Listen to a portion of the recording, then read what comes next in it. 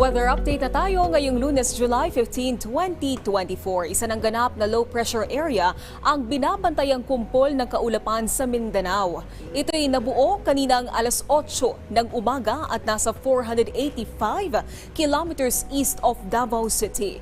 Binabantayan ng pag-asa ang posibilidad na lumakas ito bilang isang bagyo.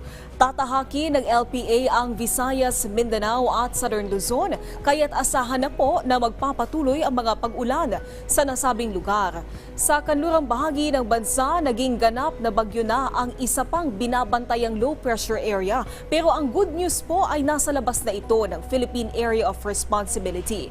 Ang bagyo ay huling namataan 1,100 kilometers west of Central Luzon. May lakas na aabot sa 55 kilometers per hour at kumikilos sa 25 kilometers per hour. Nasa labas po ito ng PAR kaya't hindi pa pinapangalanan ng pag-asa ang bagyo na ngayon ay patungo ng Vietnam.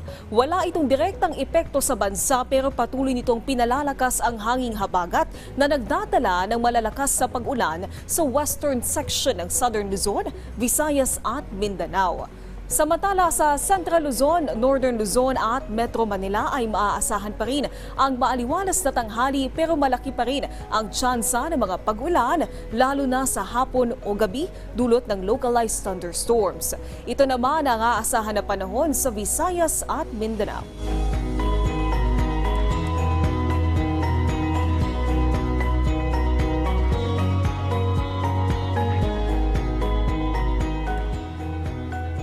Samantala, batay sa flood advisory ng Pag-asa, pinag-iingat po ang mga nasa Occidental Mindoro, Palawan, Western Visayas, Northern Mindanao, Davao Region at Caraga sa posibilidad ng pagbaha dahil sa sunod-sunod na mga pag-ulan.